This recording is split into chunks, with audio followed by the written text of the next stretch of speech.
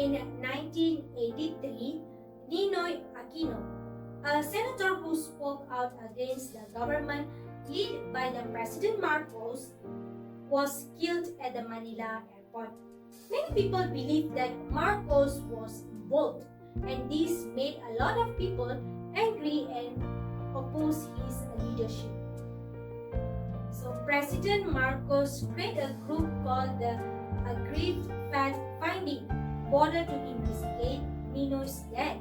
This board found evidence linking the ministers to the killing, but it was shut down after people criticized it. This made people doubt if this investigation was fair.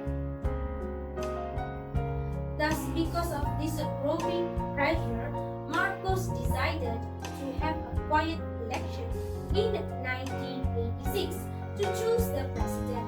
But Corazon Aquino, Nino's wife, ran against Marcos. However, this election was not fair, with many saying Marcos cheated, which made people even more unhappy with him and his leadership. And in 1986, there are two important people in Marcos' government, defense ministers Enrile and Bicol Chief of Staff Ramos, publicly went against Marcos. They got a support from the parts of the military and regular people. This helped start the People Power Revolution.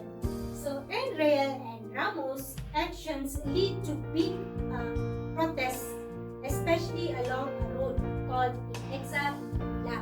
These protests went peaceful and show people's frustration with Marcos and the unfair of election.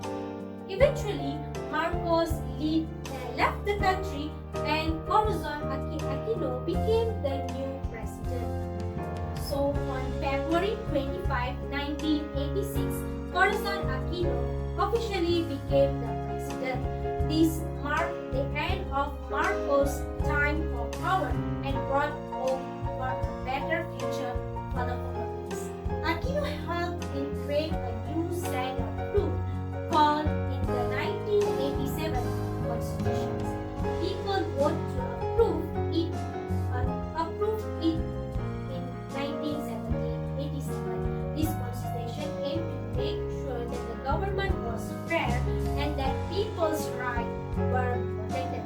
It was a big step toward making the country more democratic.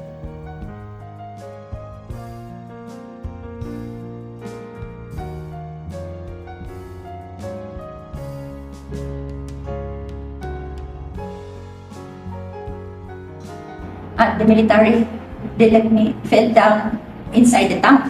And I said, no need. I will have to kneel down here in front of the tanks. Actually, the tanks are still moving. The power, the engine did not switch off. It's still on and it's very noisy really.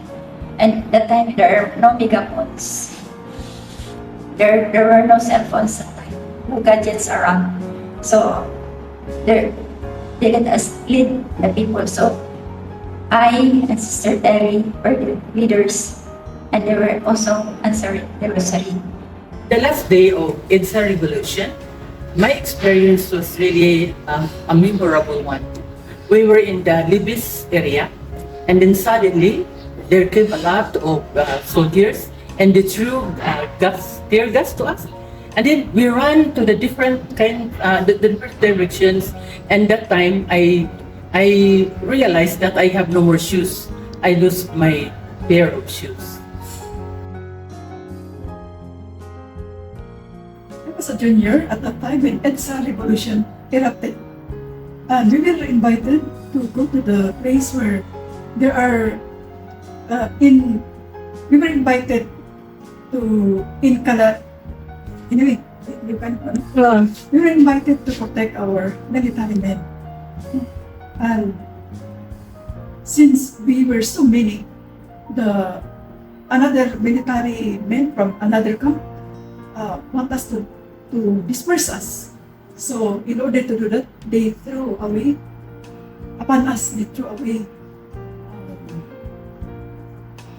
tear gas.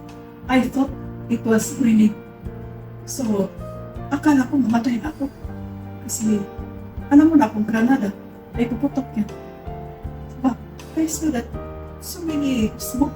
So it was tear gas. So I never knew what is tear gas.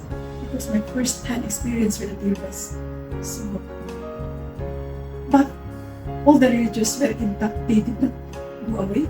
They continued to protect our military men. And with our presence, there was no violence because of our presence.